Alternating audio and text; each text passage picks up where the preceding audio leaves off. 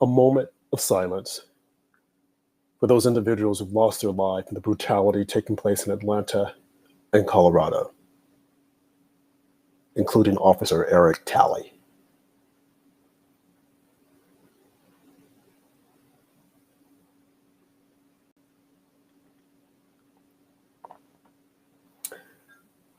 Tonight, we have a rather special show.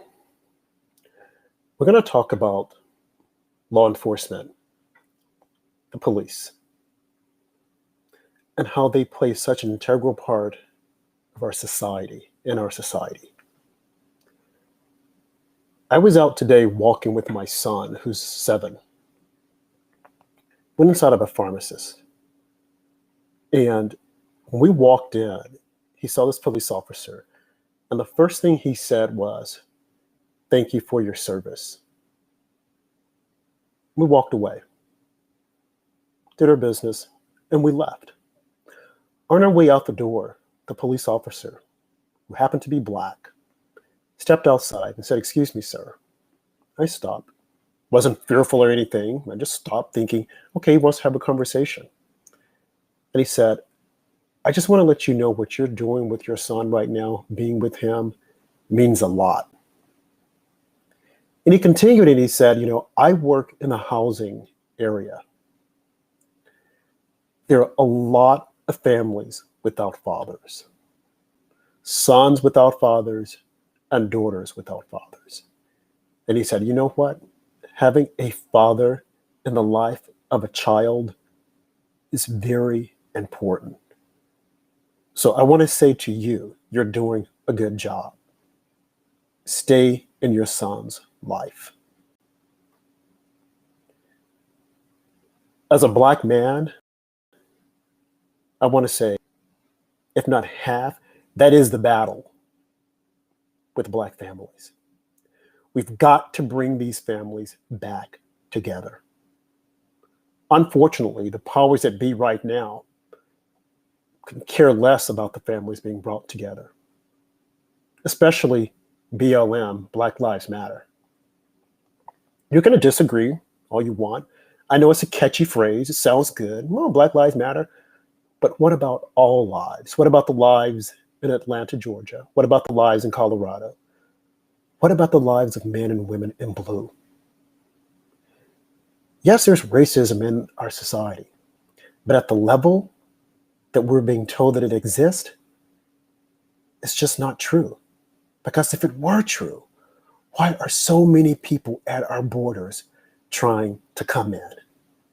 I leave that with you to ponder. Thank you for joining us. My co-host at Small Town, Andrew. How's it going, Andrew? That's going well, Rob. Great opening and powerful words about what's happening in our inner city. Thank you. And our guest, Michael Chimogali, who is a retired police officer, novelist, and a journalist. We welcome him to our show tonight. Michael, how is it going? Good. Thanks very much for inviting me, Rob and Andrew. I appreciate it. Appreciate the opportunity to present my views here tonight to your audience. Yes. Now, just briefly, what did you think about my opening? What are your thoughts? Very good. I thought it was very good. I thought it was something that needed to be said. The idea of the family being the cornerstone of society is something that's being lost, is something that's being eliminated intentionally, I believe, by certain elements of society. So yes, it was something that needed to be said. It was something very strong, and it's not something you hear very often anymore. And when you do, it's very often criticized when that kind of view is presented. Mm-hmm. So, Michael, give my audience just a little bit about your background. You know that you were a police officer in Philadelphia. What else can you tell us about your time in Philadelphia when you were an officer? Just a little bit so that the audience can get to know who you are. Okay, well, let me tell you first a little bit about myself. And where I come from. I come from an ethnically, religiously, and racially diverse inner city area of Philadelphia.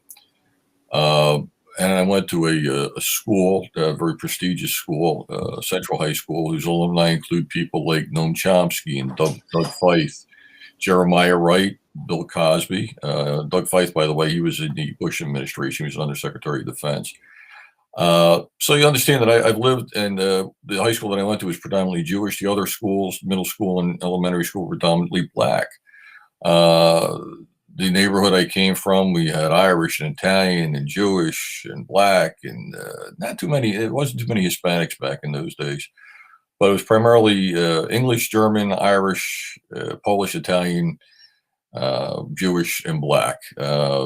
In fact, I don't know if you know of a guy named Bob Woodson. Bob used to run something called Neighborhood Enterprises. It's now the Bob Woodson Center. He's African American, very active, Yes. conservative African American, and Bob was born about 5 blocks from where I was born. So it's that kind of neighborhood, and so you'll understand that I've lived a diversity that most of these liberal college professors and lawyers and journalists have not. The second thing I can bring, I believe, is that I was a former police officer and in an inner city neighborhood, a white police officer in a black inner city neighborhood. I have a master's degree in criminal justice, and it was a big city police department. So, unlike most people, I have experience in areas that most of these pundits do not. I mean, I know what it's like to look down the barrel of a 12-gauge shotgun. Um, and subsequently make the arrest. I know what it's like to receive a call of a rape in progress, and then you put lights and sirens on, and you get there, and you see a guy trying to pound a woman into the sidewalk, and you realize that's not a rape. This was it was a domestic dispute, and only to try to arrest the guy who was twice my size, and have the wife try to stop me from arresting him and get pounded by the guy. And the other thing I can do is I can bring the facts. And as John Adams once said, facts are stubborn things. And it's something, ironically, he said during a trial in which he defended British soldiers from accusations of excessive use of force. So I think I can bring this to the table, and I think it'll be useful for your audience to hear that. Okay, thank you. So let's just delve right into it. One of the things I want to ask is, what are your thoughts on this push to defund the police? Well, obviously, it's not so obviously. It's absurd, and it's something that I think is being driven um, by two quarters. Okay, one quarter are very, well, for lack of a better term, these people do not have common sense. They're ideologues. They live in a bubble. They live in a world in which uh, and they try to make rules which they would not live by. Okay, they have their enclaves, and their enclaves are usually wealthy, homogenous. When I say homogenous, I'm talking about terms of either race or religion or ethnicity, and they make and pass judgments on other areas which are completely unlike where they live, and they want rules that are passed that they would not want for their own communities. Then there's another quarter that I think that this is coming from. That I think this is an area, people like Antifa that want to create chaos in society. Their idea is to just basically destroy any established society, and I think with the ultimate objective of them coming in and thinking that they will then provide the solutions, and what they're really looking for ultimately is power. And I think that's what's driving a lot of this. But again, it's and you're already seeing it in places like Minneapolis and Portland. You had the mayor of Portland who was talking about. He wasn't. No, he wasn't. That was the Seattle mayor was talking about the summer love. The mayor of Portland, I think, was Ted Wheeler, and he was the guy that's saying this is no big deal, or he was minimizing what was happening in Portland. And now you're 9 months later, 10 months later, and he's even realizing how bad things are. And he's disgusted with it. So these people will eventually learn. They will know that their ideas are not valid, and they will realize it. The question is, will they realize it before the damage is done, and there's no way of correcting it? Mm-hmm. Michael, with your experience as a police officer, what did you make of the job that the police officers did last year during that rioting? I believe that they were handcuffed on what they could actually do, but we've seen images of police cars being burned, people being attacked. What did you make of what the police officers did? It was during not. the It was rioting? not the Philadelphia police. The reaction the Philadelphia police would have had back in the 70s and 80s. Let me put it to you that way. Okay, that never would have happened. And truthfully, I mean, even that even goes to what happened in Capitol Hill. I'll be damned if those guys were going to get past me. All right. I mean, they would have eventually. They would, but wouldn't have been easy, and it wouldn't have been with my cooperation. Okay, and I don't think my colleagues would have done the same. My colleagues wouldn't have done the same way. I mean, some heads were going to get busted. There's no question about that. And they may have busted my head eventually, but I was going to get a few in there myself. And my colleagues would do the same way. Now, people will look at that and say, well, that sounds violent and that sounds brutal, blah, blah, blah. You're dealing with a riot. This isn't a game of patty cake we're talking about. We're talking about a riot. And we're talking about where people were injured, where properties destroyed, people get maimed, they get killed.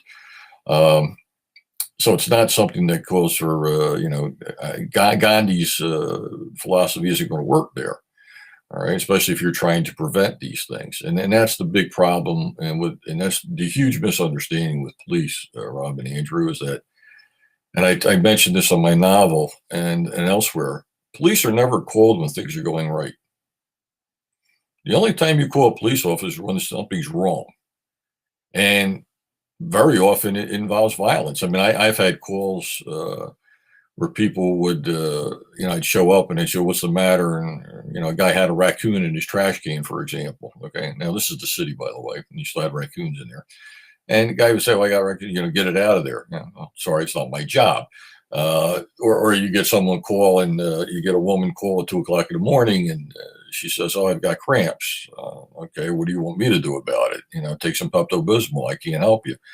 I had a guy one night, I was riding down the street. This must have been, I was working midnight date. I would say it was probably somewhere between 3 and 4:00 in the morning. Guy comes up to me, says, hey, look, I need a ride downtown to Center City. I said, yeah. I said, well, my car's blue. You want one that's yellow.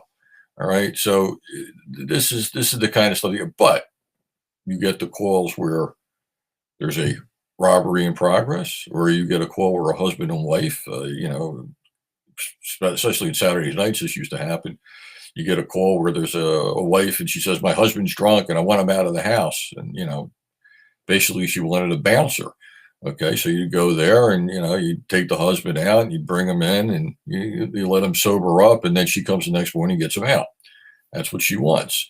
Or there's a crowd, disorderly crowd somewhere, or there's a gang fight somewhere, or there's a fight between a father and a son. You're not called when everything's going fine. I mean, you're called when there's a problem. Well, when you call when there's a problem, okay, it's, what do you expect's going to happen? Well, some kind of action is going to have to take place. I had to give you another anecdote. I remember getting called, and again, I was the only white guy in the neighborhood. And here's his husband and wife. And my partner, or the backup, was a black guy, a black officer. And husband and wife, both black, and they're playing tug of war with a kid. They're fighting about custody, and the one's got the kid must have been like 2, 3, 4 years old, something like that. One's got the kid by the arms, the other one's got by the legs, and they're literally trying to tug with the kid on the doorway. So I got in there and I said, whoa. I said, what are you doing? I said, I separated, I got the kid. I said, oh, you're trying to kill this kid. I said, and the father's like, he's, really upset and, because he knows he wants custody and she's out there fooling around at the bar with another guy. So I can sympathize with him, but I know that most times it's going to wind up that the wife gets custody of the kid. That's what usually happens. But I'm saying, look, let's take, and he wants to, I want to bring him with me. I want to bring him. I said, well, wait a minute, pal. You got a place for this kid? You got, where's his bed? Well, it's in the house. I said, well, where are you going to sleep at the store? He owned the store. That's what it was. He owned the store. I said, where are you going to make him sleep in the store? Well, I can sleep in the back room. I said, yeah, on the floor. I said, you got cereal for him tomorrow morning? You got milk? How are you going to do this? Think about this for a second. Well, yeah. And I said, let's, all right, take him, and I said, let's give it to, let your wife take it. You'll sort it out later on. Get a lawyer, take care of it that way. This is not the way to do this. Now, I omitted something prior to this, prior to me getting involved. My partner My backup officer went in there and started shoving everybody and, pushing everybody and took the kid out of the guy's hands. So that's when I kind of stepped in and I said, let's sort this out. Let's calm this down. I talked to the guy. I said, look, think about what you're doing first, and then, before you make this choice. And the kid's better off in here right now. And whatever your wife's doing, or whatever she's done at this point in time, he's better off here. So the guy looked at me after all this was done, and he thanked me. He said, yeah, I appreciate it. Thanks very much. He goes, but that guy over there, and he pointed at my partner, he started when he was going to hit him. And I said, well, don't do that. I said, you're going to wind up getting locked up, So here was an instance where race was not an issue, okay? It was not a matter of race. It was a problem between two human beings, okay? And you had two other human beings show up to try to solve this issue, and one had a different approach than the other, and one worked better. And it's not to say that my partner's approach wouldn't have worked better in another instance. It may have. But in this instance, mine worked better. And he thanked me, and it had nothing to do with race. But you had a severe emotional problem, a problem with a lot of emotions running through here. And this is what happens when you're a police officer. You don't get called when everything's right. You don't get called when things are working well. You get called. You have to deal with bizarre people. You deal with angry people. You deal with people who are trying to commit crimes. You're just dealing with people who are upset. What do you expect? Right. I think that's interesting. And I think that a lot of people are completely unaware of what you just said, which is so basic, is that the police aren't called when things are going good. When they're called, the person who's calling, or the individuals that are calling, perceive there to be a problem. Now, you'll get there, as you said, and there might be some woman saying, oh, I'm having cramps, or I want my husband removed because he's drinking or he's snoring. But people don't think, the job of a police officer. Many times I'm reading the paper and I hear of individuals calling the police. Well, we called the police because my brother problems was trying to shoot us with the gun. So you're going to call the police. When the police comes in and tries to diffuse the situation, if that brother tries to shoot the police has got to protect himself. But when that happens, immediately the blame is placed on the police. Why did you shoot him? Why this? And my thought process is, why did you call the police? If your brother has a mental problem, yes, you're afraid because he has a gun. He has a mental problem. Why are you calling the police? You're calling the police because there is a problem that you want resolved.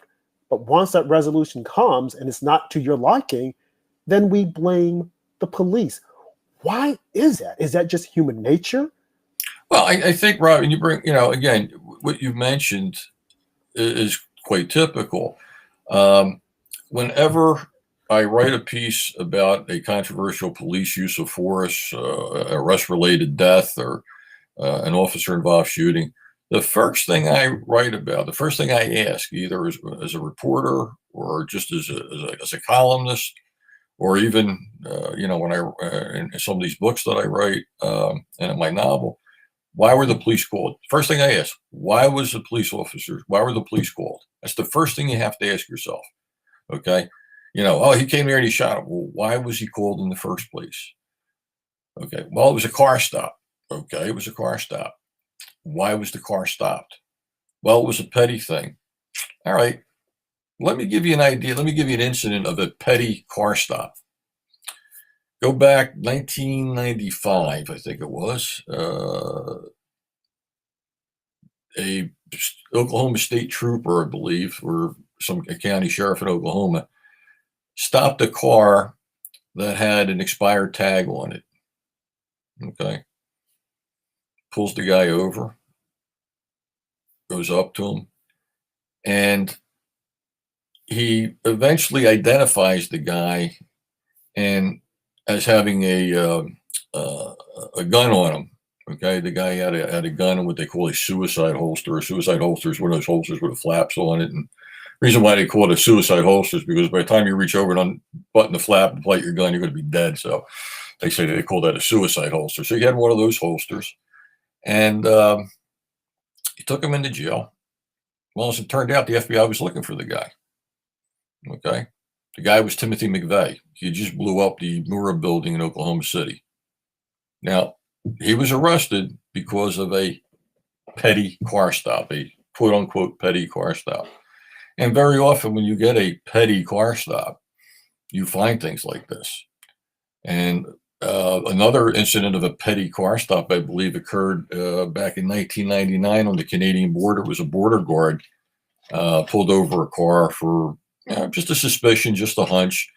And that unraveled the, I think it was the LAX plot to blow up the LA airport, because they discovered this guy was bringing in explosives in the trunk of his car.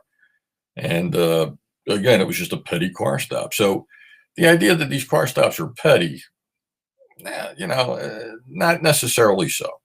They aren't necessarily petty. And in any event, they're if you're stopping a car because they have an expired tag or a light out or something like that, it's a legal car stop.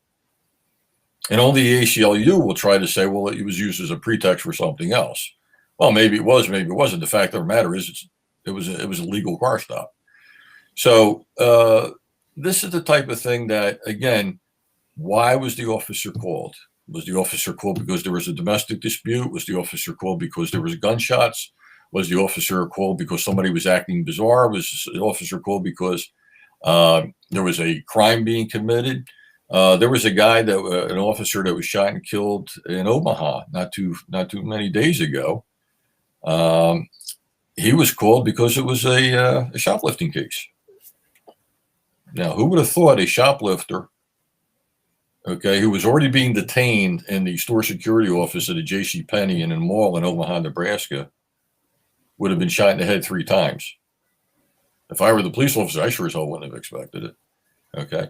So when they talk about George Floyd, well, he was just passing a counterfeit $20 bill. Okay. And your point is what? Yeah. He had every opportunity to just get in the car and go down to the police station and get processed, and he probably would have been out in, a few hours. But he didn't want to do that. And he was high on drugs, and he started, he was, even one of his companions said he was crazy. He was, he was acting a little bit, I think she called him loony or something like that. So again, Officer Chauvin, when he showed up, he wasn't there because everything was going right. He wasn't there because everything was peaceful. And you may or may not concur with how he handled the situation, but the fact of the matter is, he didn't go out there to murder somebody that day. He went there because he was called. Right. All right. Mm-hmm. And that's the point. And I'm glad you mentioned that, because I think about just not only George, Ferguson guy. You look at Darren Wilson and Michael Brown. Yeah. Right. Michael Brown. You look at Jacob Blake in Kenosha, Wisconsin. Someone called the police. Right. They called the police, and all he had to do, Jacob Blake, was to, get in the car or to leave. The police said, "We need for you to leave," or to get out of the car. He goes to get in his car, and then he reaches for a knife. Of course, the media said that he didn't have a weapon. Right. But then during an interview, Good Morning America, Michael Strahan, he said, "I had a knife." The media is yet to come back and say he did have a weapon. They're putting out there that he didn't have a weapon. And it just goes on and on. Look at Eric Garner. The only thing Eric Garner had to do was just to stop, take him downtown and process him. He would have been out. And here's the thing about Eric Garner, is that this had happened before. They had arrested him before. As you said, you can disagree or not agree with the way they handled the situation, but all he had to do, his life was in his hand. And when you look at all these situations, the only thing the person had to do was to acquiesce and say, "Okay, arrest me, I will get out." This is not the 60s or the 50s or the 40s when police officers, some of them were beating the heck out of people, before they took them downtown. This wasn't the case. None of these cases. It was either the perpetrators were trying to overpower the police, did not want to listen, live to see another day. Well, let me add to that, Robert, because if I mentioned to you the names Michael Brown or Eric Garner, you would instantly know who these people are. Okay, But supposing I mentioned to you, I asked you, do you know of Latanya Haggerty or Dylan Taylor or Gilbert Collar? Would you know who they are? Have you ever heard those names? Dylan Taylor, yes, Andrew? but the others, no. Okay, Andrew? No, okay. No, sir. They were either black or white people who were killed by black police officers. Latanya Haggerty, for example, was a black female who was involved in a car pursuit and shot and killed. She was a passenger in the car. She was shot and killed by a black Chicago female police officer. Now, I can't think of anything more newsworthy, okay, or more sensational than a black female officer shooting and killing an unarmed black female after a car stop. But yet that never made national news, of course. That's what I said. That's why you don't know the name. Okay. And this woman was in the car and she had a cigarette lighter in her hand. And the police officer, this black female Chicago police officer, was so, I guess, scared or whatever. She thought it was a gun, shot her, killed her. You won't make the national news. You won't hear it over and over and over again. And it won't be on ABC, NBC, CBS. There won't be panels on CNN or MSNBC about it. It won't be headline above the fold on the New York Times or the Washington Post. How brutal. None of that happened. Okay. Dylan Taylor, again, white guy, shot by an Hispanic police officer. There was another guy. It was shot by a South Alabama, University of South Alabama police officer, shot and killed. So can you imagine a black guy being killed by a white University of South Alabama police officer, what those headlines would be? Okay. Bull Connor again, we got racist, segregationist, white racist Southerner, blah, blah, blah, But that didn't happen. You know why? Because it was a white guy who was killed by a black officer. And by the way, the guy that was killed was naked. So you can't even say, well, he was reaching for a gun. Maybe he thought the police officer thought he was reading. There was nothing. I mean, he was naked. Okay. He was high on marijuana and he was acting bizarre, and the cop feared for his life and shot him, killed him. Okay. But those things don't make national news. Why is that? Why is the news skewed in one direction racially? Okay. It's only when it's a white officer killing a black person that it makes these headlines. Okay. The reverse never makes it. 2 years before George Floyd happened, very similar incident happened in Dallas. A guy named Tony Timpa also went under the influence of drugs at the time, was being restrained by some Dallas police officers in a very similar maneuver. Instead of the knee being on the neck, the knee was between the shoulder blades, which, by the way, that technique has been used, neck or shoulder blades, has been used in the past to restrain people who are mentally ill. It's used by police officers and mental health workers. There's a study that was conducted about that back sometime around 2014, 2015. I'd have to give you the exact information. But nonetheless, this incident happened to this white guy in Dallas, almost exactly the same circumstance, and this guy died. No riots, no national news, no unending stories in the news, blah, blah, blah, blah, blah. You never heard that. Why is that? These things are media driven. Okay. There's no question about that. They're media driven. And this is why I try to get this across to people. If you don't learn anything else about these incidents, learn that they are media driven. Learn that they're done. And I believe that the media gets their information from certain groups. They'll get their information. They get the press releases from the ACLU, from Amnesty International, from the NAACP, from Black Lives Matter, from, Antifa. And this is where they're getting their information, their stories from. And they're writing stories based on these news releases or these press releases or this propaganda that's being disseminated in one form or another. Okay. Because these journalists aren't smart enough. I mean, most of these journalists, if they ever had an original thought, it would die of loneliness. Okay. These people are not very bright, and they don't come up with their own thoughts. They get what other people tell them to do. And unfortunately, the police are not there. They're not very conscious of what's happening they're not very conscious of what is happening, they're not very conscious of the necessity of public relations. They really aren't. It's just not. They just not. They just don't think in those terms. And now here in New York, you have a situation whereby the courts have decided that the police are no longer protected if someone brings a charge against them and say, hey, they did something wrong, that they can be sued. I think that, what are your thoughts on that? Well, that's an argument that's been around for a while, and that actually starts with libertarians. That doesn't start with the left, believe it or not. Mm-hmm. And there is a doctrine called qualified immunity. Okay, and police have what they call qualified immunity, that Right. unless certain acts are completely illegal, the police officer cannot be sued. Now, just to give you a little more information about that, judges have full immunity. Okay, so judges are totally protected; they can't be sued at all. Okay? They can get it wrong, but they're protected. Right, and they can't be sued at all for their mistakes.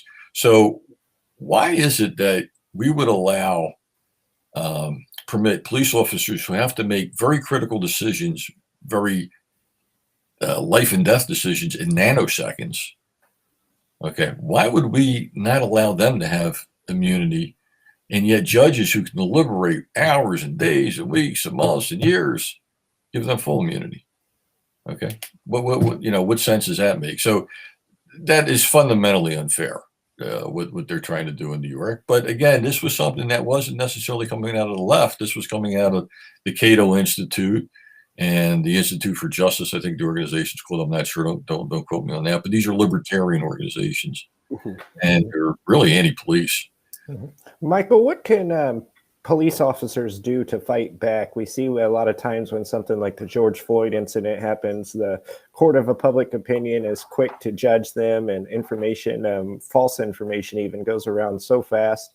It seems like police officers are just public enemy number one before all the facts come out. I mean, we've seen this George Floyd case. He had lethal levels of fentanyl in his system.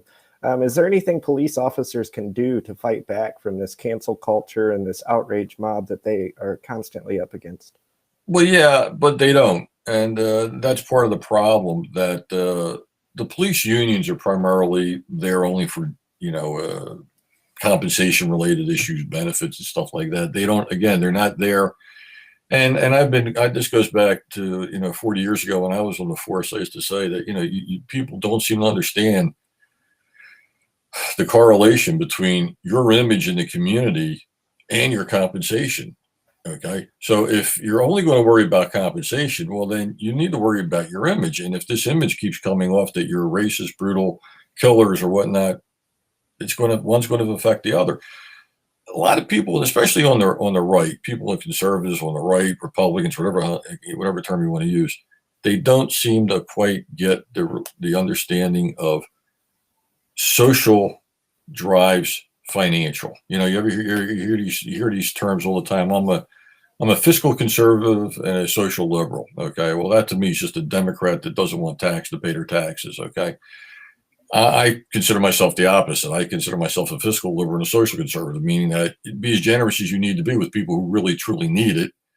But if you live a socially conservative life, you don't use drugs, you don't fool around, you don't have unwed mothers, blah blah blah, you're not going to need that much, assistance. Okay, and that's a very very very truncated way of putting it, but yeah, I think you get the idea. And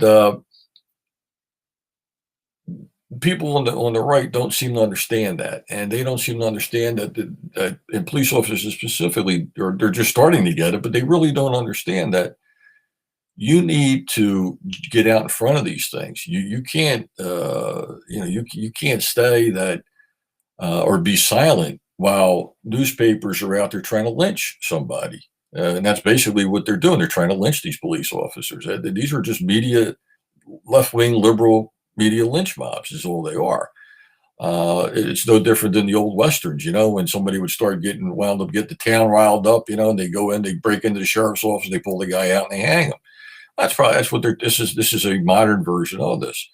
And police got to understand they can't be silent. They just can't say, well, the law will play out. No, the law won't play out, because public opinion affects the jury. It affects the judges. It affects the prosecutors. it affects the defense attorneys. Everybody, everybody's got the same ideas in their head. They're getting them from the same places. So, and especially now that you've got the entertainment media, I was reading the other day where the new TV shows that are coming out, every one of them, even Blue Bloods, was featuring anti-police scripts. Okay, the scripts were all anti-police. So what they can do is they can try to take back the culture. Programs like you're having is a part of that. Okay. It's a shame you don't have a couple of 10 million viewers in here, but and if you did, it'd be great. But it's a start. It's a start, and it's what I do. I mean, I've been writing about this stuff. I've been fighting this battle for over 30 years. I've been writing about these issues.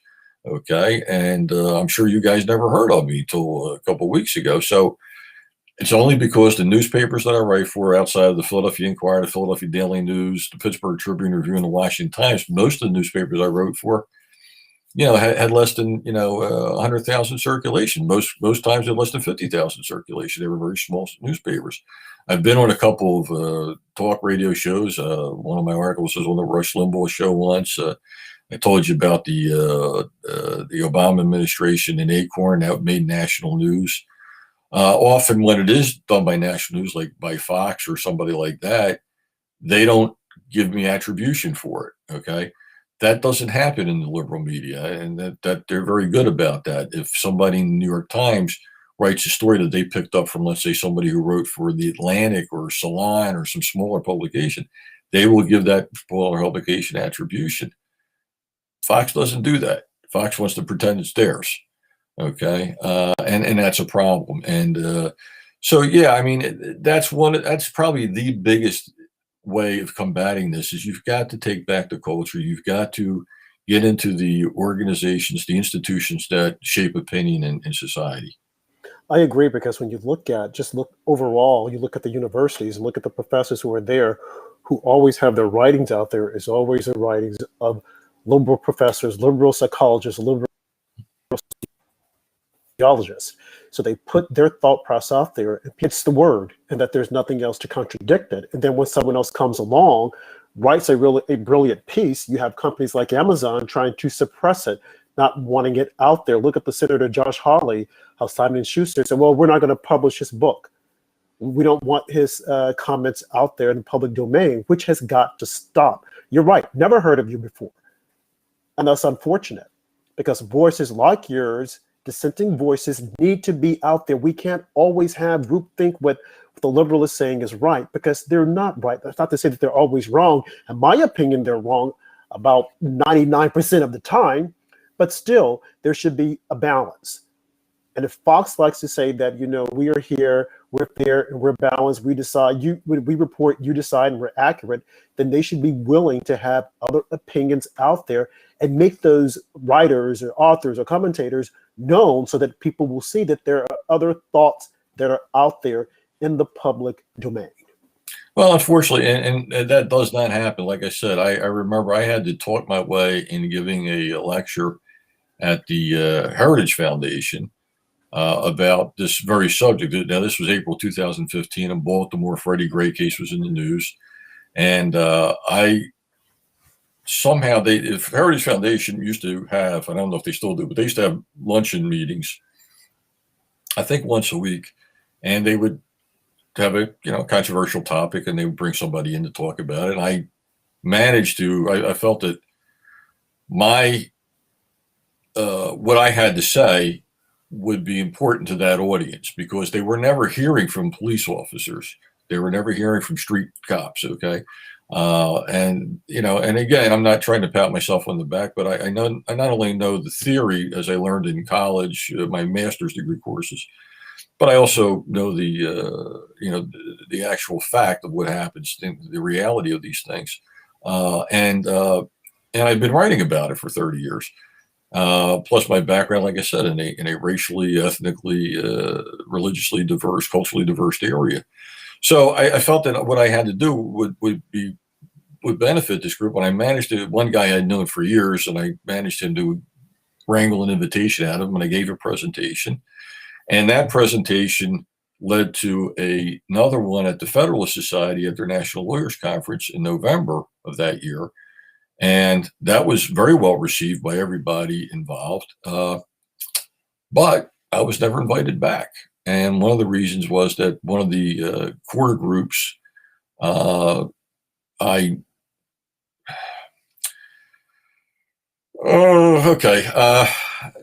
Let me try to put this. I don't want to be too candid about this.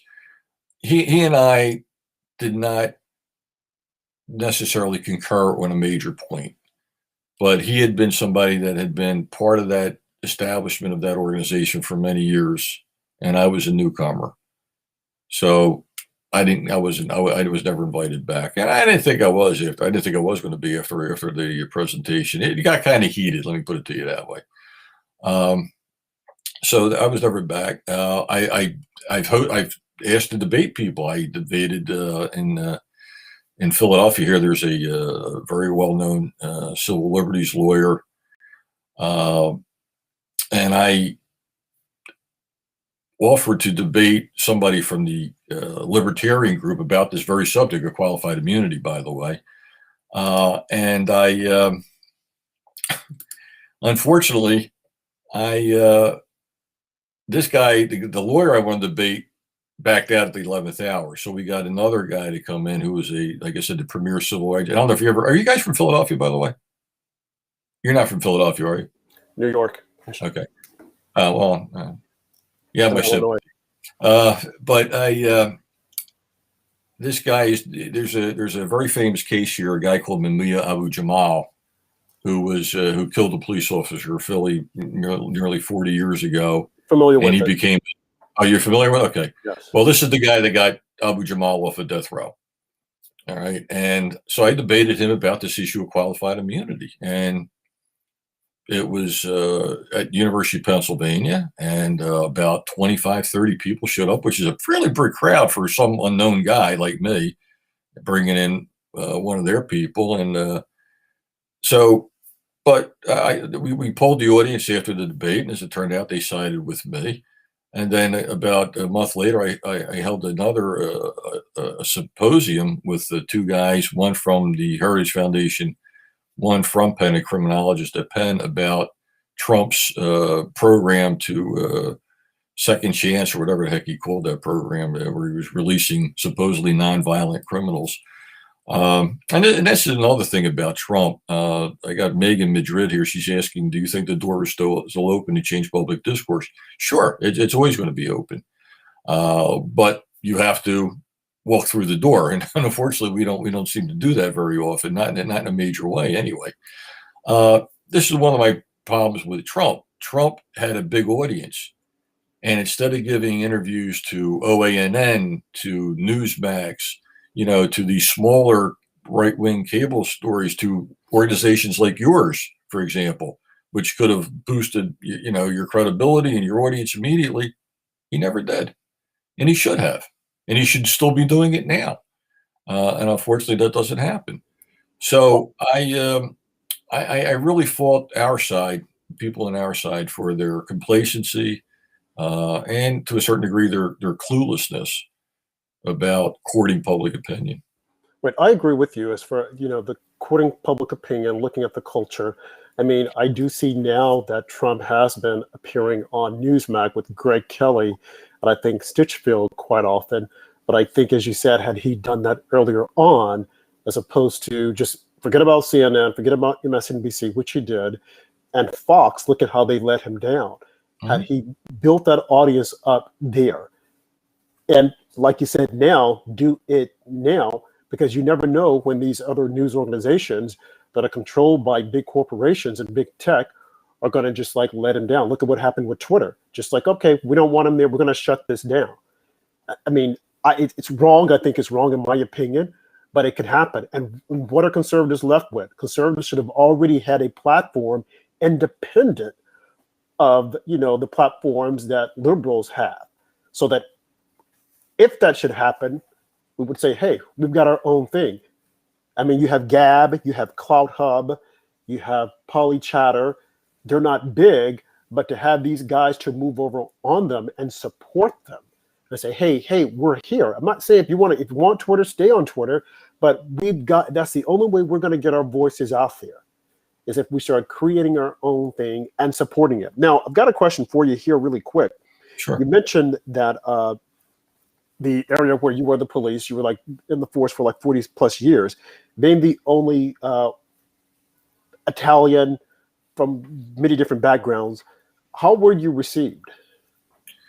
Well, again, I was a white police officer, and in the district I worked, which is the 12th district of Philadelphia, was Southwest Philadelphia, was a fairly big district, and it was divided up between black and white on the west side of approximately, and not exactly, but approximately 60th Street. West of that was white down to about 92nd Street. East of that was black. Now, what they tried to do in those days is they tried to keep the white police officers in the white neighborhoods and the black police officers in the black neighborhood. And this was largely a policy of the left. Okay, this was the liberal idea that no, we can't have white police officers in black neighborhoods. We want to put black officers in black neighborhoods. Okay, well then, here you go. You got then they start complaining about, well, then you got segregated districts and segregated police officers. So I worked for a while. I worked the white end, but then on the left end, later on, I started going into the black areas. And one thing I really realized that on the west end, which was the white areas, you dealt with what would be called hooliganism. Okay, you had a bunch of bums. I mean, the kind of crumbs that were drinking beer 6 o'clock in the morning, they're out till 4 o'clock in the morning. After having fighting, starting barroom brawls, and they were crumbs. I mean, they were bums, and I didn't like them, and I certainly they certainly didn't like me. Okay, and again, these were Irish, and it was predominantly Irish and Italian and German and English, and they didn't like me, and I particularly didn't like them. Ironically, or what would be counter to a lot of people, I was better received in black neighborhoods. And the reason that was these people suffered real crime. These were people who, I'm talking about the law-abiding, which was 90% of those neighborhoods was the law-abiding people in those neighborhoods. Those black people were afraid to walk out of their homes. They were making the hoods in those neighborhoods were made them a nightmare. They couldn't send their kids out to play. They wanted a police officer there. They were glad to see a police officer there. And all too often, police officers didn't show up, unfortunately, because a lot of the police officers were afraid, especially the white police officers. They didn't want to get involved in a racial. Now, again, this is 40 years ago. They didn't want to get involved in a racial controversy. They didn't want to get involved in having to do something. What you're seeing today also occurred 40 years ago, Rob. This is not new, by the way. Okay. And they didn't want to get involved where they would have, be suspended or arrested or whatever. Because they were accused of excessive use of force or something along those lines. And so a lot of times they just didn't show up. They didn't call. They said, okay, well, we'll get there when we get there. That was their attitude. So what's happened now? I'm sorry. If it's the same thing, what's changed? Is it the 24-hour media? No, nothing's changed, Roger. It's just gotten worse. Okay. Mm-hmm. Nothing's changed. Well, what's gotten worse? Well, the people who thought this way, the people who think that, or try to portray police officers as racist and brutal and racist and killers and blah, blah, blah, they have taken over the levers of power in society. Okay, those hippies that were running around in the early 1970s protesting the Vietnam War are now in Washington, D.C. They're in Congress. Okay. And their kids are out there. They indoctrinated their kids. Well, yeah. They're in Washington. Well, as and they've been earlier, academia has been dominated by these people. Right. You have academia that's dominated by these people. And my children, at least my two oldest, went to academically talented schools in Philadelphia. And fortunately, both of which were temples of liberal orthodoxy, and fortunately, they heard the truth. Let me give you a quick anecdote. I don't want to take up too much of your time. I know I'm dominating the conversation here. My regrets for doing that. I didn't want to do this, but No, go ahead. You're fine. Go ahead. okay. In 1992 was the quincentennial of Columbus discovering America. Now, everybody's talking about today the removal of Columbus statues and all that. This is 1992. This is nearly 30 years ago. Okay, 29 years ago. This was happening then. My daughter was in an academically talented school in Philadelphia called Masterman. Now, Masterman is the highest rated school in the state of Pennsylvania and one of the best in the country. She was in a 4th or 5th grade history class, and this history teacher was passing out a pamphlet that said things like, Indians, white man's gift to the Indians were disease and guns and warfare. And the Indians' gift to the white man's, Robert and Andrew, if you didn't know this, one of the Indians' gifts to the white man was democracy. Europeans knew nothing of democracy. And I said, now how in the hell can you tell me it's not nothing to do with it? Democracy is a European word. It's a Greek word. What do you mean they know nothing about democracy? Okay, this is the absurdity that was being passed to 5th graders in an academically talented school in Philadelphia. These kids, most of the students in that class were going to be the future leaders of the city, the state, or the country. Okay. And they're being told some absurd theory that democracy didn't originate in Greece. It originated in the Iroquois Nation in upstate New York. Go figure that one out. Okay. Because I can't. But this happened in 1992. This is the type of crap that was being. Now, unfortunately, nobody on the right, nobody on my side of the ideological continuum cared. Exactly. They're not, no big deal. Yep. That's Yep. what happened. And that's the problem that I have. And I started off saying this, that the right, they are afraid to have the conversation. It's uncomfortable, and they're afraid that someone's going to call them a racist. Well, guess what? They're going to call you a racist regardless. Yeah. And it's time to push back. You can't just sit there and like, oh, well, I'm not. You think about every president, every Republican president, they're racist. George Bush, the 2 Bushes, Ronald Reagan, Nixon, all of them were racist. Mm-hmm. Okay, Donald Trump, to his credit, he pushed back. He wasn't as articulate as he could have been, but he pushed back. And because he pushed back, they went full throttle. Every day on the news, that's all you hear. He's a racist, he's a racist, he's a racist. And when you say, show me, tell me, well, remember what he said in the Carolinas. Okay, he came back and he said, he corrected that. Tell me how else is he a racist? And when you do, just be reminded that if you go back and look at rap music, they were all saying, we want to be like Donald Trump. We want to be like Donald Trump. Donald Trump, Donald Trump. But yet and still, he's a racist. It's unbelievable. They have taken control of the narrative, they being the left, along with the media and big tech, and now everything is a racist. Air pollution is a racist. Climate change is a racist. The filibuster is a racist. Water in Flint, Michigan is a racist. Everything is a racist. If you don't like what I'm saying, you are a racist. It has lost its sting. Rob, And it's unfortunate. The thing is, this is nothing new. As I said, you can go back a half a century. Well, you mentioned Nixon. You're talking back a half a century ago. And this is what was being said then. Okay? This is nothing new. Race has always been used as a hammer. It's just gotten worse and worse. And as you correctly pointed out, what was said about Donald Trump wouldn't not necessarily been as effective if more Republicans would have spoke out. Exactly. But they didn't. Yep. They were just afraid. They ran for the hills.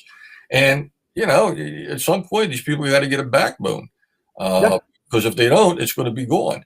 And I mean, look at the dialogue with, as we started saying earlier, with defund the police.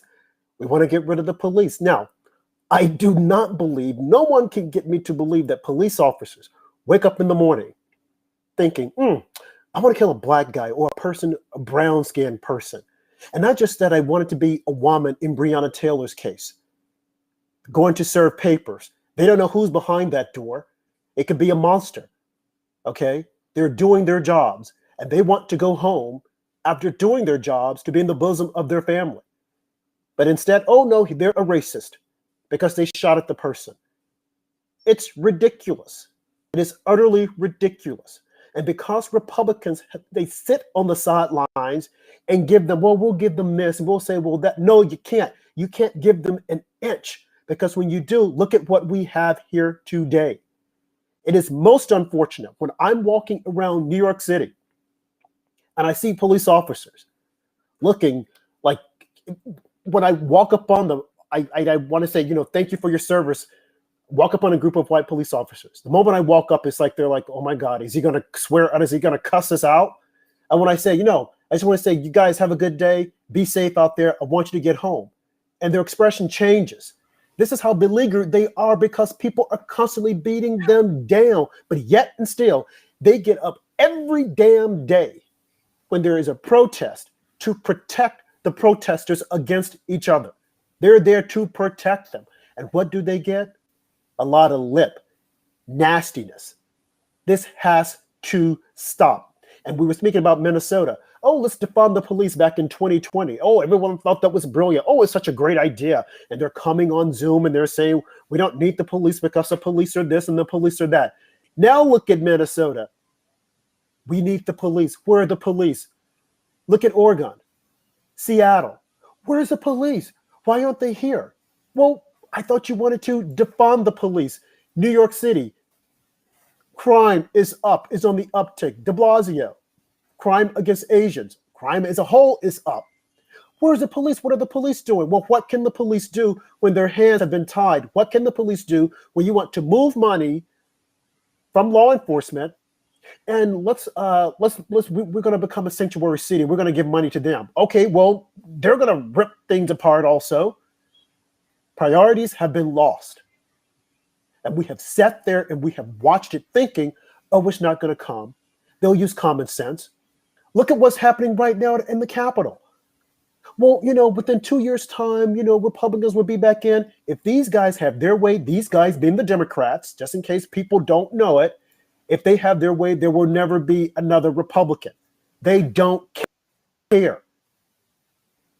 They're steamroll right over people like Mitt Romney, who just got the JFK Kennedy Award for talking down against Donald Trump. Really? They should kick him out, along with what's-her-face in Wyoming, Cheney. Why is she still there? Why didn't Kevin McCarthy stand up to her? These people know, hey, we can roll them right over.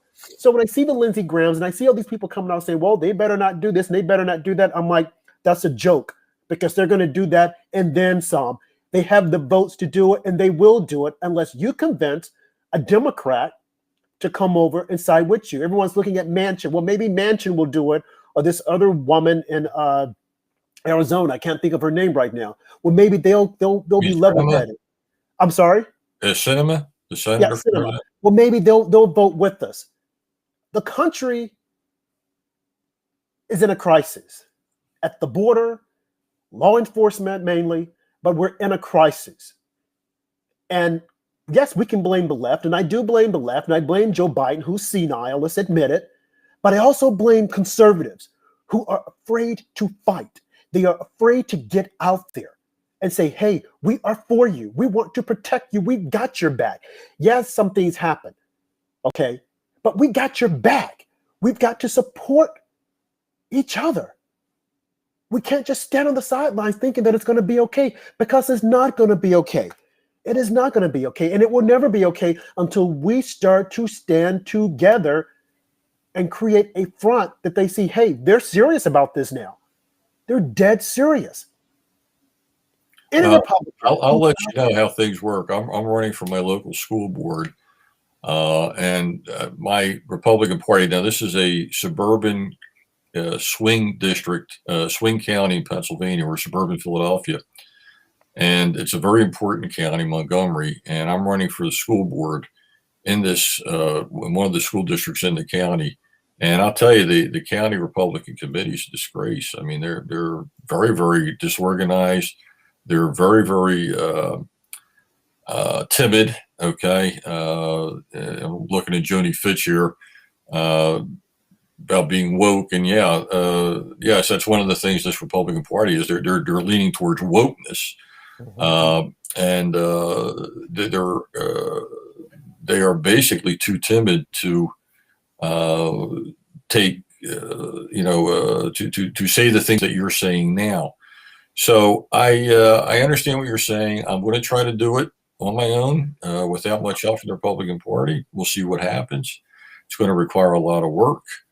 But as I said from the beginning, what you have here is you have a group of people who were initially in the minority, going back maybe half a century ago, but now they are in the levers of power in this country. They've taken over all the opinion forming and shaping institutions.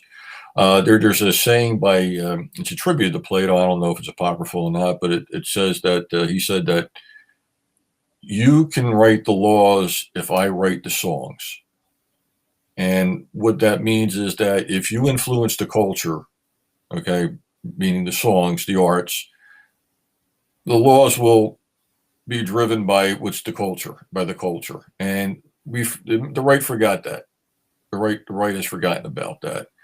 So I see it's 11:01 now. I have to go, but I want to thanks very much for giving me the opportunity to speak to your audience. My regrets for not being able to respond to a lot of the people whose messages are I see flashing across the screen there. That has a lot to do with my ineptitude at technology than anything else. Well, Michael, before you go, I'm sorry, not to cut. Before you go, I want you to just briefly tell us about your book. I'm putting it on the screen right now for individuals. Oh, this book goes back. This is a 15-year-old book, almost. 15 years old. I don't even think it's in print anymore. It was a book about my experiences as a police officer. I talk about police work from the perspective of a white working class person in a high crime area. I talk about all the political correctness by the characters are roughly based on people I went to high school. So the protagonist is basically based on myself. The guy who's his friend happens to be a black guy they were friends in high school. They went separate paths. He went to become a cop. The other guy went to become a bad guy. But he's, one of those bad guys with a heart of gold type of thing. He's not really a bad guy. And their paths wind up cross. And the fact that the protagonist shoots him and the journalists and a civil rights official in the city of Philadelphia try to exploit this for their own gains. If that doesn't sound familiar to you, it should, right? Yep. And then he winds up meeting a lawyer who initially was going to represent the guy that was shot, whose name is Saladin Christian. I kind of threw those two names together. I thought it was a kind of good contraposition there of names, Saladin being Muslim and Christian being Christian. So I put those two names together, and that's not his real name. But anyway, you read that in the book, and this love affair winds up going on between this very affluent, progressive, mainline, left-wing, rich female attorney, feminist attorney, who thinks all cops are brutal killers of black people, and then she starts seeing his perspective once she gets to know him. Well, it sounds like a really great read. So you said I think it's a great book. I mean, like I said, it was critically acclaimed and it was a commercial failure. I wish it would have been the other way around, but what are you going to do, right? Well, we got it out there. I don't know if people can go on Amazon and get it or not, but something that you said before you go, that for one, we want to have you back because there's a lot more that we want to talk to you about, especially from a law enforcement point of view. And your time, like you said, you were in the trenches of it. So it's always good to have someone who's familiar with it and knows about it as opposed to a pundit on a daily TV show. So we want to have you back. Also want to talk to you about your run for public office in Philadelphia. So those are two things that we want to have you back again to talk about. You have a platform here. Please come here and let us know what you're doing because it's crucial and critical that our voices are heard and that we get out there, because the people that are there right now, the rhinos, I call them, they don't know, and if they do know, they don't care, and they're afraid. So we need voices like yours out there. And by the way, we've had your son Chris on the show also. He's a very good speaker, and we like having him. So again, we want to have you back again. Well, and I appreciate your efforts, and I can talk about the experiences, I can communicate certain things, but what I don't have is the distribution network, which is something that you and Andrew can do, and that is very, very important right now. That's Right. more important than what I do is what you're doing, and getting that word out. I mean, that's Right. the thing that really needs to be done. And boy, I wish you a lot of luck on your efforts, and I wish you all the luck and success that you Great. can get from doing this. And Great. Thank you, and we will have you back. all right, appreciate it. Thanks very much for this evening. Take care. Great. Thank you, sir. Bye-bye. Bye-bye now. Look, that was Michael Tremogli, who was on with us, police officer for 40 years and an author. And I watched some of his conversations that he has on YouTube. Definitely, we want to have him back because I know that there's a lot that he could tell us and share with us from his experience. So, Andrew, what were your thoughts on his appearance here? That's a great appearance. What an admirable man. After serving all those years in the police force, he decided to continue serving his community and become a writer and a journalist and continue to expose things that are wrong in society. So just an all-around American patriot. It was great having him on. Yes. And as we mentioned at the top of the hour, for some of you who weren't aware, is that we will be moving to a new platform. So we might be off the air a little bit here and there. As we move on, it's going to be America Out Loud. So we'll stay tuned. You'll hear more about it later on, but we're excited about it, Andrew and I. And we hope that you guys will join us. It's a bigger platform. We'll be on iHeartRadio, and we'll be on like 5 times a day. A week. So a week, 5 times a day. I meant 5 times a day. I don't think I can manage that, but you never know. 5 times a week. So stay tuned. We're excited about it. We'll have our regular co-hosts joining us, BB Diamond, Heather Robinson, and Ray Portree. So, and other guests as well. So definitely, stay tuned. Now, there are a couple more things that I want to talk about. If you're okay with it, Andrew, I'm sure you might want to talk about also current events. One of the things I want to definitely touch on is Joe Biden, Kamala Harris. Biden said that he was putting Kamala Harris in charge of the border, making certain that everything was going okay there. Now, she has since come back and said, I'm not going to be doing that. Someone else is going to do that. I'll be looking at it, but I'm not going to do it. These people are lazy. They're incompetent. They have created a disaster, Jen Psaki. Yes, it is a disaster. It is a colossal failure. Okay. They have all these kids that are coming here without their parents at the border. Now, hear me and hear me well. This is my take on it. If I were the president, as a conservative, and for humane purposes, I would put the word out. Don't come here. Don't send your children here. If you do, we're going to send them back. They will not be allowed to step foot in this country. If they think they can raise their hands to the border control and think that the border control is going to bring them in, you're wrong. Because I've instructed the border control to send them back. Oh, but they're kids. Okay, they were kids when they came over. They'll be kids when they go back.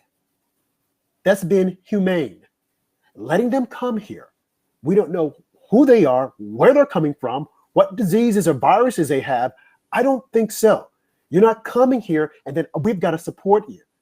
So I would let Mexico know, you better tell them not to come to your country, because if you don't, my doors are locked. They won't get in. So they'll be standing on your side. So you better wake up. Now, I know that President Trump sent this message to the Mexico president. And of course, Biden comes in and he changes it. But I would say, hear me loud and clear. I don't want to hear anything about, but these are kids. Yeah, they were kids when they came over, and there'll be kids when they go back. Good luck. You're not coming here to tear up my country. We already have our problems. Sometimes you just got to be straightforward. And all those diehards who are like, oh, well, they're babies and they're this and they're that. Okay. You've had your time. Bye. Don't do it. All the pregnant mothers that are planning on coming here and having a kid, not going to happen. And if it does happen, that kid will not be an American. They have abused the Constitution, thinking, well, if you're born here, you're an American citizen. No, It doesn't work that way. I saw a posting on social media the other day saying, this is what conservatives say. They say that illegal aliens are getting public assistance. They're not entitled to it. You're right. They're not entitled to it. So how the heck are they getting it? It's like, wake up, folks. Wake up. Oh, and then we have Georgia. They're beefing up their voting rights. What has to happen? Oh, and here comes the Democrats. Oh, my God. They don't want you to give people food and water when they're standing in line. Okay, why didn't you get your food and water at home? Why are you waiting in line to get food and water? No, the poll watchers can give you food and water, but the people that are canvassing for different candidates, they're not allowed under the Constitution. What don't you understand? A lot of people are freaking out about it. That's not allowed. If I were to go there right now with my Trump hat on, they would turn me away and say, sir, you can't have that when you're coming in to vote. Wake the heck up and stop listening to the liberal media. Some of you guys eat, sleep, and drink the liberal media, CNN. And where has CNN gotten you? Okay, they covered for Andrew Cuomo. 15,000 people dead, while he and his brother Chris are trying to get him dates. Mr. Nipplegate, they're trying to get him dates, and people are dying. Not only are they trying to get him dates, he's like really loose with his hands, but that's a different story. They should be looking at the 15,000 that died. But no, they're too busy saying, oh, Donald Trump calls this. Donald Trump has been out of office. Get over it. I know you guys miss him, but he's out of office, okay? He's been out since January. Get over it. Joe is screwing up. I know you guys see it. I know you don't like it. I know the media is covering up for you. And Andrew, did you see when he was giving his press conference, he had a cheat sheet with all the names of the reporters and pictures of the reporters? My God, this is insane. This is insane. He has to have pictures of the, let me see, where am I? It was the worst press conference ever. No, Chris Wallace, it was bad. I don't watch Chris Wallace because Chris Wallace is nothing but a zero. Republicans, please stop appearing on Chris Wallace's show. It's not helping you out. It's not getting your voice out there because the only thing he's going to do is spin it. So why even go on the show? And as our guest said, these guys should be going on Newsmax and One American News. Oh, well, it's not a big audience. So what? Fox is giving you an audience full of knuckleheads that are spinning what you're saying. Why are you even going on CNN? Why even go on MSNBC? Why even write an editorial for the New York Times? These people don't like you. Now think about it. If Donald Trump were to appear on our show, can you imagine the amount of people that would tune in? Whereas if he goes on CNN, they're going to spin it left and right. His message will get lost with Jim Acosta. If he goes on Fox, they're going to bumble up with his, what is the guy's name? Orthel and the other guy. They're going to mess it up. It's like, come on. You got to support the people that support you. And our viewers out there, you guys write them letters and tell them they need to start supporting these up and coming conservative newscasters, online publications. They've got to support us.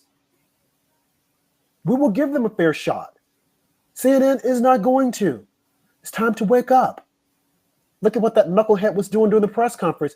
Oh, do you think that the illegals are coming here because you're nice and you're kind and you're this? No, they're coming because they know he's senile and he's forgetful.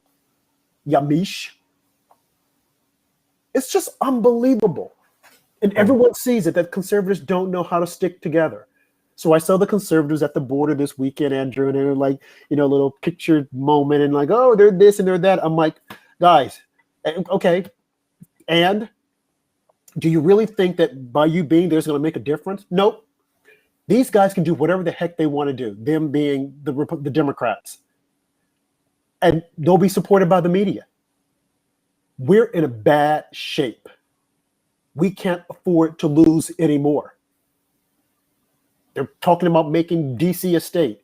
It would be one of the poor states out there. We'll have to support it. And of course, that will be considered racism because it's poor. It's time to push back. Okay? And think about this. If DC were made a state, you get Black autonomy. Blacks doing things for themselves. But they would probably complain because they're not getting federal money. Well, and they should get it because if you're paying tax dollars, you got to give them something. But are they going to elect officials to help them out? Or are they going to elect those same old, tired civil rights leaders like Al Sharpton and Jesse Jackson and all the rest of them? You got to stop singing Kumbaya. You got to stop marching. It's time to put boots to the ground, get up and work. Stop waiting for Joe Biden to give you a handout. We have someone coming on our show on Tuesday, King Randall, a Black kid, 21 years old, who's doing his thing. He's not waiting for public schools to educate Black men. Because just in case you didn't know, there's a war on men as a whole, especially you, Andrew. They don't like you at all. I'm sorry to say, they don't like you. But you know what else? They want to keep me down, the Black man. You know who they want to put up? The Black woman. The liberal Black woman. As a Black man, oh no, put him down. We don't want him. White man, oh no, he's toxic. He's the reason that we're having all these problems. A man can't win in this environment. But this kid that's coming on Tuesday, King Randall, look him up. Really impressed with him. Now, of course, there was a knucklehead former on CNN, Roland Martin, who tried to attack him. Roland, push away from the table, brother. That's what I'll say to you. Just push away from the table. Andrew, I know I was long-winded, but I had to get all this out there. What do you say? Yeah, you seem to patiently listening, but so now it's your turn. Like I said, be careful because I'm hated, but because as a white man, you're hated even more. Can you believe it? What do you got to say, man? Can't believe it. That was a lot of process, Rob. This young man we have coming on Tuesday, Roland, I would say it's amazing what he's done with very limited resources compared to look at what LeBron James did opening a school. And you have the whole media fawning over him, even though he already had millions of dollars at his expense. And then the taxpayers are stuck flipping the bill for a majority of this. So this kid should be getting a lot more publicity than what he is. It's just amazing what he's gotten done. Right. And I didn't, not to cut you, I didn't even know about King Randall. I knew nothing about it until someone called it to my attention. And I'm thinking, and so I reached out to the guy and I'm like, hey, I would like to have King on the show. I saw his piece with Roland Martin attacking him. And I'm like, okay, this is ridiculous. So I reached out to him. He said, sure, I'll do it. His handler said, yeah, we'll do it. So definitely you guys tell your friends to tell their friends, King Randall on Tuesday. Go ahead, Andrew. Sorry about that. Excellent.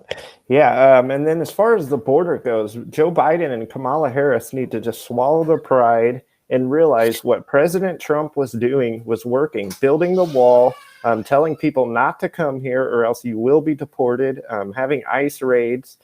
President Trump's immigration policies were working.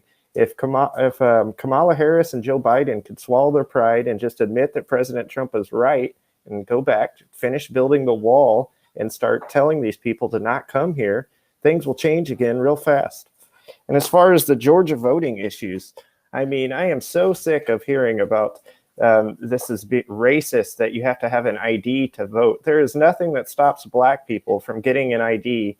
That's not a hurdle for white people to get an ID. I mean, getting an ID is the same for any American citizen.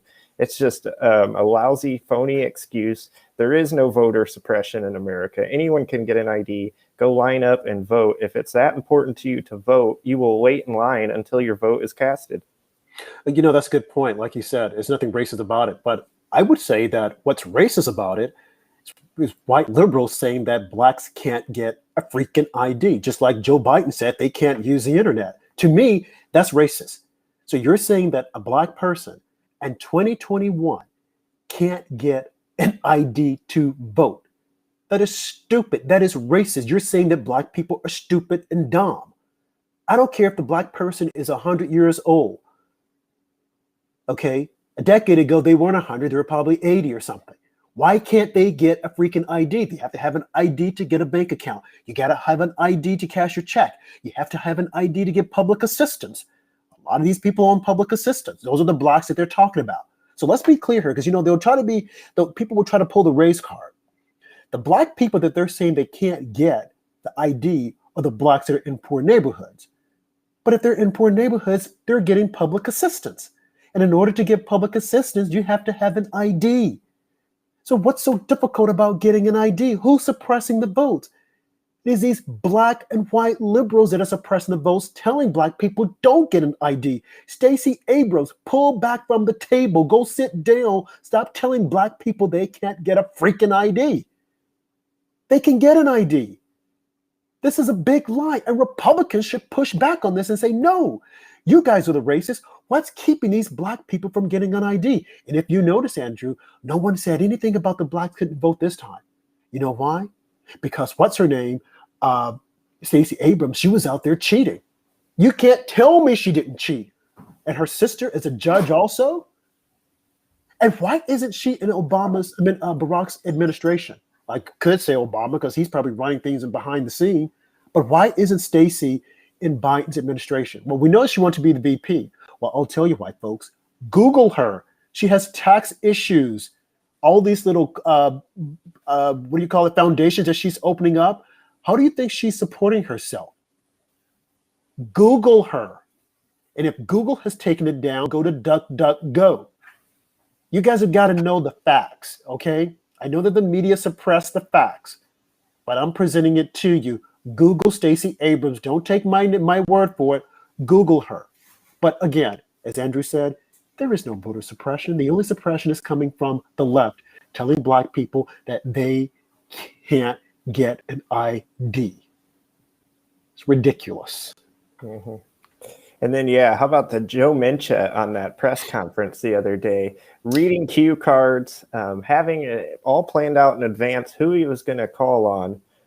It's just complete softballs by the media. Just as I said earlier, a continuation of what we've seen before the election when the guy didn't even bother campaigning against President Trump.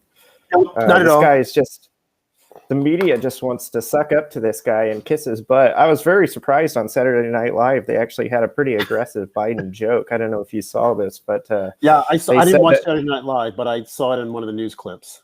Yeah, they said that they were going to ask Biden if he's going to run for president next time, and that's just a nicer way of asking him if he plans on still being alive in 3 years. Well, I heard that when the question was presented to him, and he said, well, of course I'm going to run, but they said that they heard someone in the background screaming. That was probably Kamala saying, no, you can't. I'm going to run. I am going to run. Andrew, I don't know.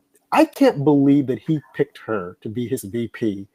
She wasn't even in any of the primaries. She faltered after Tulsi Gabbard delivered a decisive blow to her campaign as to how she was treating black men.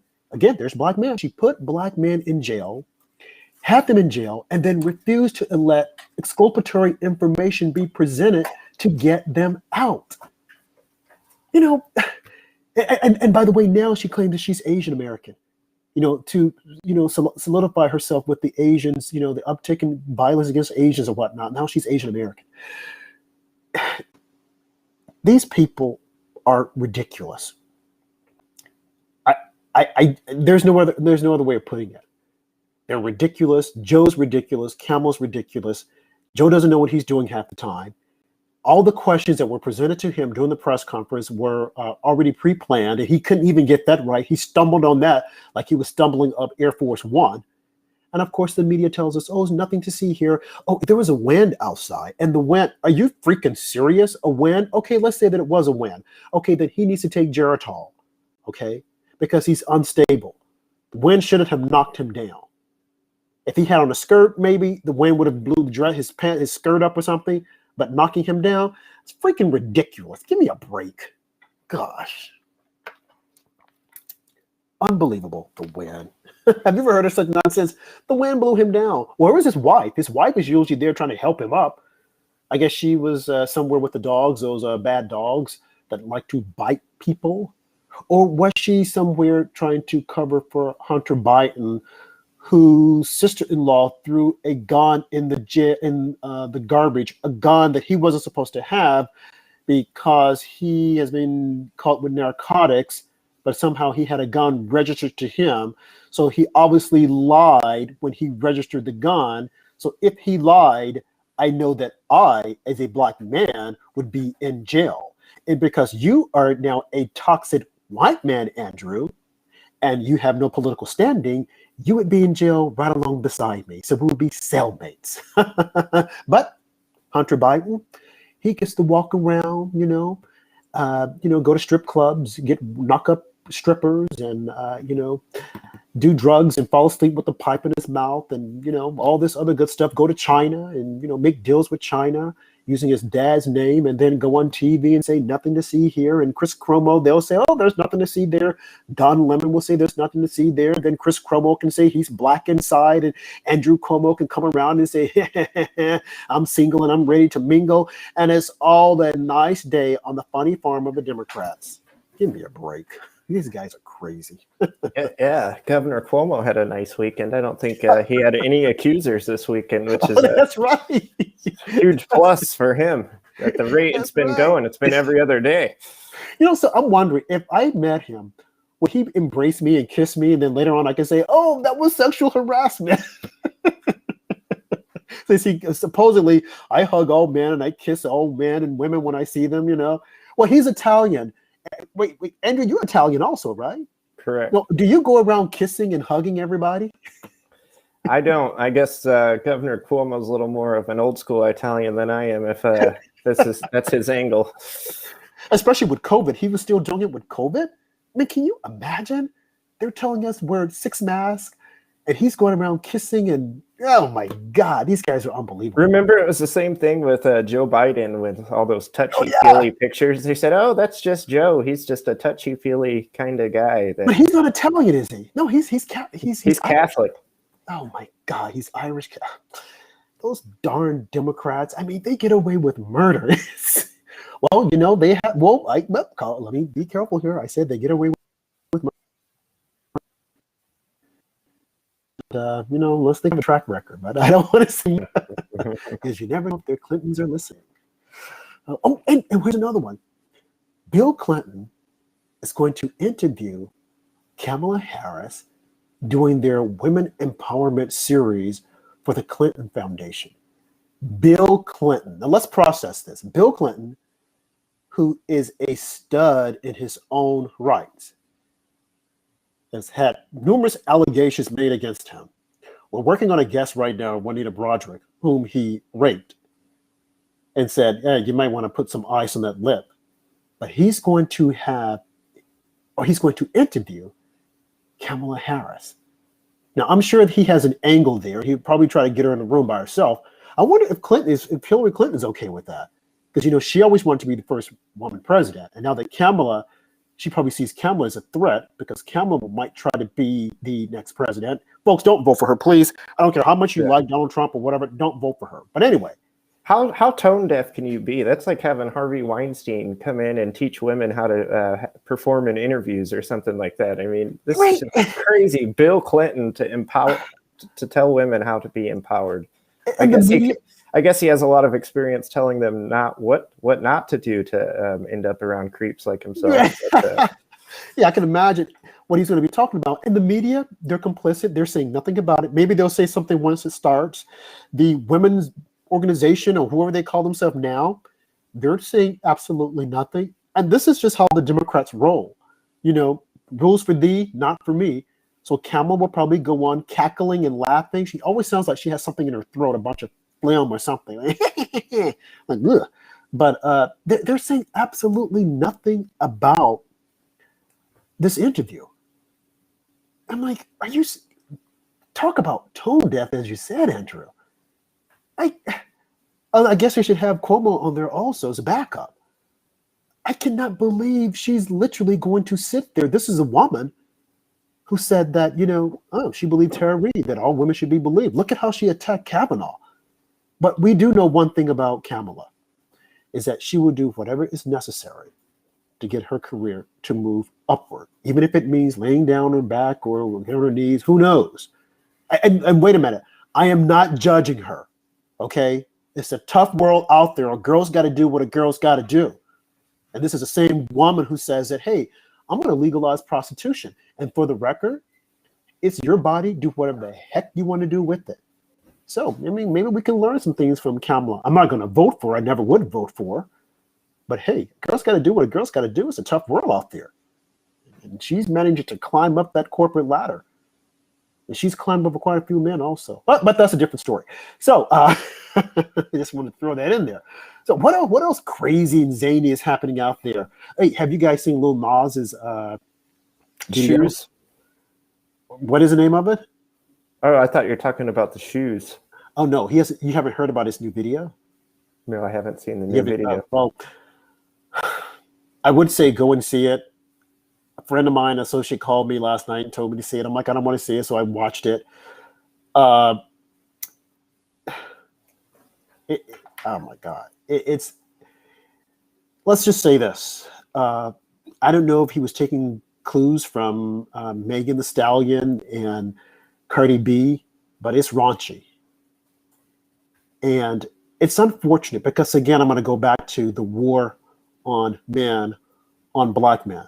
Now, there's a war on you also, Andrew, and I'm not trying to, diminish the war that's on you, because you're at the top of the list because you're white. So no matter what you do, they don't like you. Okay. Now, black men, because I'm conservative, they don't like me at all. But you know what? And please hear me clearly, folks. If I were a black gay man and liberal, they would, no pun intended, eat me alive. They would love it. They would have me out there nonstop. Twitter would have me out there. They would love me. But because I'm not, they don't like me. Now, I'm black, and I can call racism all day long, but they could care less. I can be attacked in the streets, and they can say, oh, okay, next, move on. This is the hate that they have for conservative black men, because we don't toe the line the way they want us to. So I say that now, if you will, go and Google or YouTube Lil Nas's latest video. Now, I gotta warn you, you don't want to do it before you go to bed because it's kind of demonic. It is filthy, but you have to see it to believe it. Mm-hmm. Go ahead. Have you seen the Satan shoes that they are selling as well? That's related to the Lil Nas video. Oh, I haven't seen the Satan shoes. Okay, well, apparently he's got a pair of shoes with satanic logos. If you just Google Satan shoes, it'll come up, and they're going to retail for $1,000 a piece. And they're black Nikes, and they've got a satanic logo, and they claim that there's a drop of real human blood inside the shoes. Whose blood is that? What was that? Whose blood is it, I wonder? Yeah, that's interesting. I'm not sure if that's true or not, but that's what they're claiming, and they pre-sell to the Satan shoes. And people are actually paying $1,000 for these. Okay, let me see. I'm going to pull it up right. I want our viewer. Here it is right here. This is Lil Nas, and these are the satanic shoes. Now, you can tell by looking at him that he's kind of, he needs help, but, we'll pray for him. But this is Lil Nas and the satanic shoes. Why the hell are they promoting this? And you know what? People that they say that are being oppressed will go out and buy these shoes. I guess they'll buy with their stimulus money. And I'm sure, you know what else? I'm sure there are some white liberals who will get the shoes for their kids also, because that's the right thing to do. They want to show black people that they're in unison with them. So the white liberals will go out and get them, but definitely the blacks will go out and get them. And like I said, they'll probably use their stimulus money, But Andrew, you and I better not be caught dead with those shoes on, because if we are, they will persecute us. Now, they might look at me. I don't think they have anything to worry about as far as that goes. So. Absolutely not. But these are the shoes, folks. And this is what these people are pushing. this is what they're pushing. Society is screwed up. It is completely messed up, and it's most unfortunate. I mean, this kid, Lil Nas, coming out with Old Time Road, you would hear every little kid singing it, and now he's sliding this inside.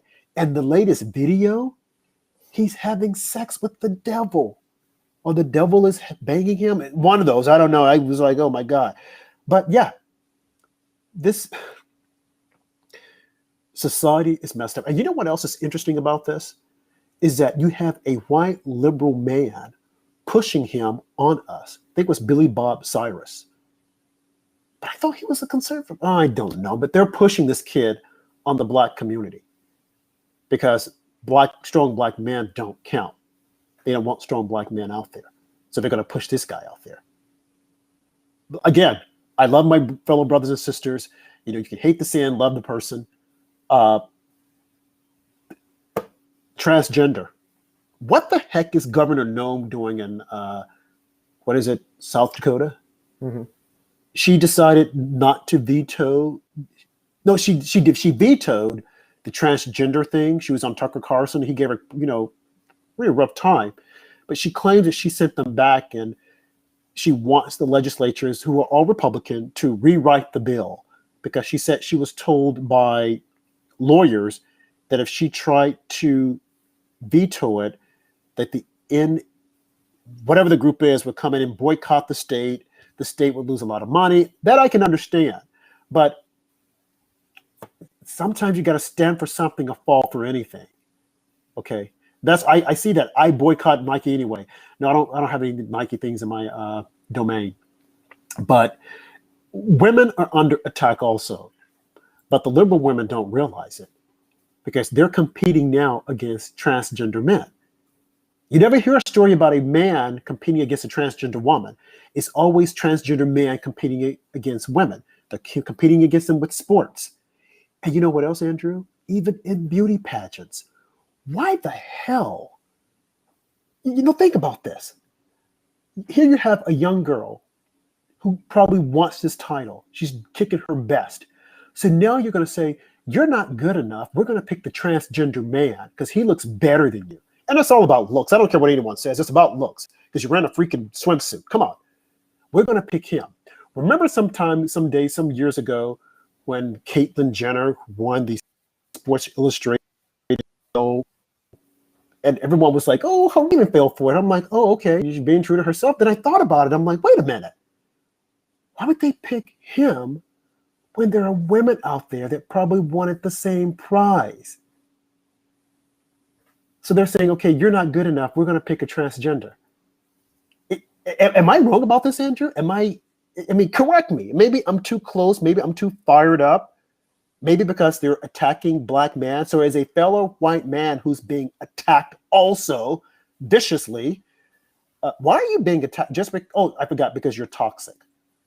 And they look at you and think that you're the reason they have slavery. You're the reason that black people can't do this. They can't do that. Andrew, you're a bad boy. You're just a bad man all around. You're just bad. So you're bad. I'm bad. So we're in the bad boys club. It used to be a cool thing, but it's not anymore. So anyway, I digress. So what are your thoughts about this whole transgender thing?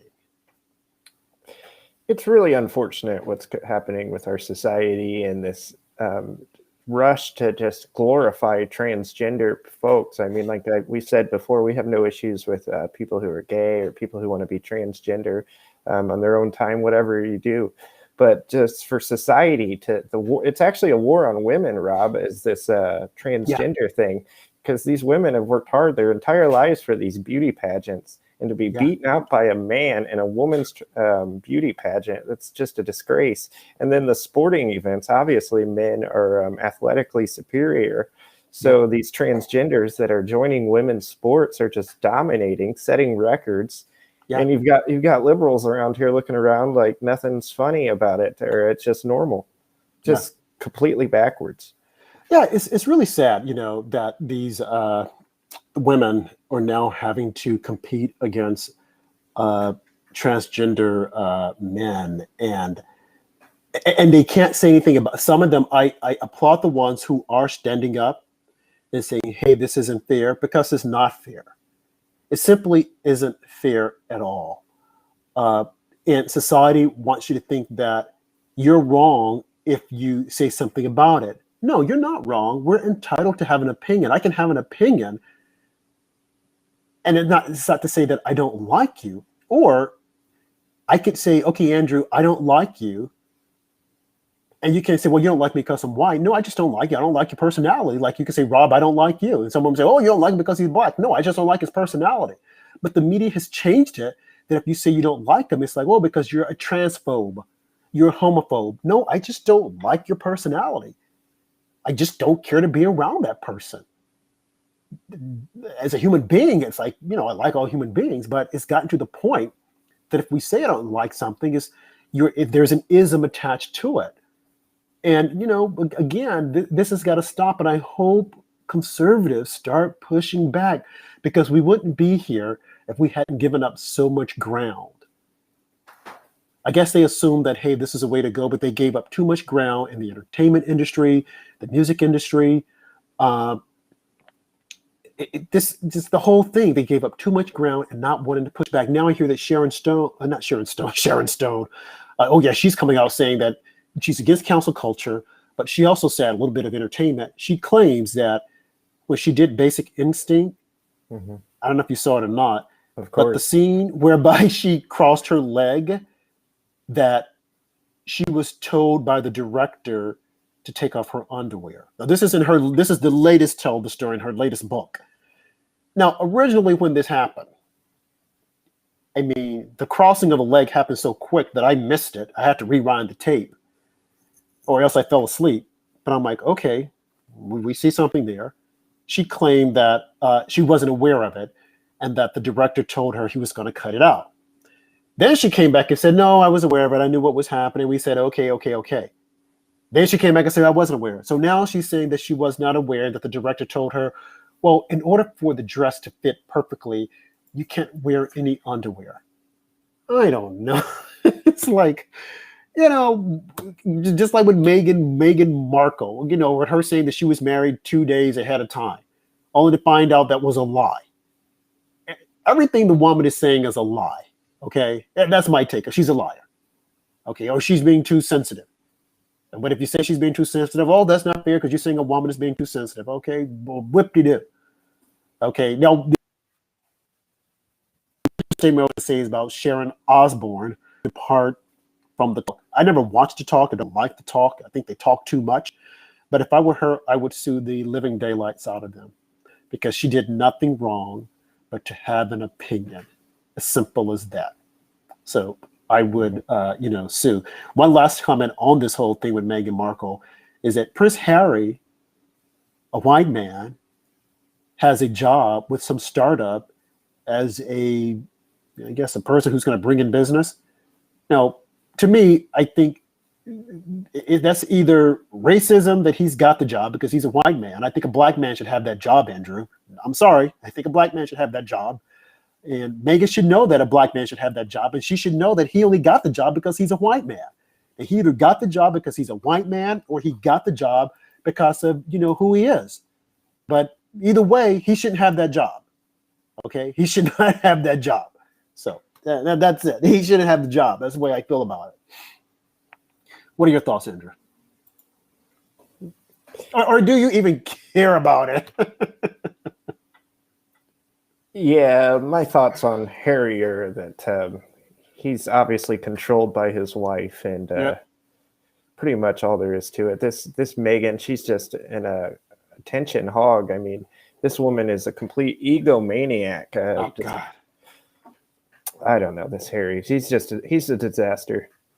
Yeah, I really don't find her attractive. I never did. When she was on the show Suits, I didn't watch the show Suits because she didn't draw me in. Mm-hmm. I mean, she has nice hair, but I don't know. Yeah, I guess it's me. Do you think she's trying to make a comeback to Hollywood? Well, yes and no. I think that Hollywood is too small for her. I don't think she's trying. I don't think she'll run for president, but I think that she wants to be a brand. She and Harry wants to be a brand like Oprah Winfrey. She claimed that she never knew anything about the royal family. Now we see that in some of her previous writings that she did know about them. Of course, the media will not elaborate on it because they want everyone to think that she's a poor little black girl that everyone's fighting against, and they don't want to have a voice. No, Hollywood, no. I mean, if she's able to dominate it, she would. But I do think that she and Harry, they want to be a brand, and that she's pulling the strings. He got the job, of course, because of his connections. So if he were to call someone and say, "Hey, would you invest?" Of course they're going to do it because look at who he is. Mm-hmm. So he'll probably be on the job for all of a year or two, and then he'll go to some other job and make money. They want to be a brand. They want to make money. And I saw this from day one when she got to the family, and they said they were going to come to the States. They want to be a brand. They want to have more money than Will and his wife, Kate. They want to outrank them as far as publicity. They want to relegate them to being nothing because, let's face it, Harry will never be king. Mm-hmm. So of course, Meghan's going to try. Well, hey, we can do something better than that. We can become a brand like Oprah, and hey, it could happen. That's one thing they did that was really smart, was aligning themselves with Oprah Winfrey. I remember before the Oprah interview, a lot of people were kind of split on Meghan and Harry, but after that Oprah interview and she came out as a professional victim, it seems like almost 100% of liberals are now Meghan Markle fans because they love Oprah and they love people who behave like victims. It just fits their narrative perfectly. So her aligning with Oprah was a great career move for her. Yeah, everyone has to be a victim in their side. Everyone has to be a victim. A victim of circumstance, a victim because you're female, a victim because you're black, a victim because you're a certain color, victim, a victim because you're a millionaire, not a billionaire. They're all these victimhoods, oppressions. Like, oh, guys, this is boring. It's boring. Come on, please. But yeah. What else? I'm just about out. I think I'm out also. You want to tell everybody about our new platform? Just stay tuned. I believe we'll have a few live shows here left on YouTube, and then we'll be going on America Out Loud. If you have iHeartRadio, you can subscribe to the channel America Out Loud, and we'll be on every night at 10 Eastern Time on iHeartRadio on the American Out Loud channel. The podcast will also go up for a replay afterwards. It'll be audio. We'll still be coming to you guys live at least once a week. And Rob and I are going to look into maybe putting together a Telegram channel or something, so perhaps our viewers can stay in touch with us and continue to chat about the show. But we're really looking forward to this new platform. Yeah, there's an opportunity presented itself, so we'll be, hopefully a larger audience. If you guys help to promote us, get our names out there, but we're definitely looking for this next chapter in After Dark with Rob and Andrew. We met by chance on Twitter. Andrew is the owner of megamedia.org, reached out to me and said, "Hey, we've been watching your stuff. I think it's really good. Your tweets, what you like to write." And from there, we clicked mutual. We've never met face to face, in person. Similar ideas, backgrounds, and from there, and hopefully we'll continue to know each other and get to know each other better. But we're really excited about the next stage and what we're doing here to get conservative voices and media out there. And if you're liberal, you're more than welcome. It's an open door policy. Unlike you, we will not attack you. We won't agree with you. But if you want to come on the show, if you want to talk, you want to be respectful, as we did when we were on Periscope before Twitter shut us down because we were speaking the truth, feel free to reach out to either one of us and we'll definitely have you on. We're on Facebook, After Dark with Rob and Andrew, and megamedia.org on YouTube. And I'm sure that we'll have other ways to communicate with us once we move to the new platform, America Out Loud, which we're excited about. But again, you can still, if you like to, support us, you can still hit us up on our GoFundMe page.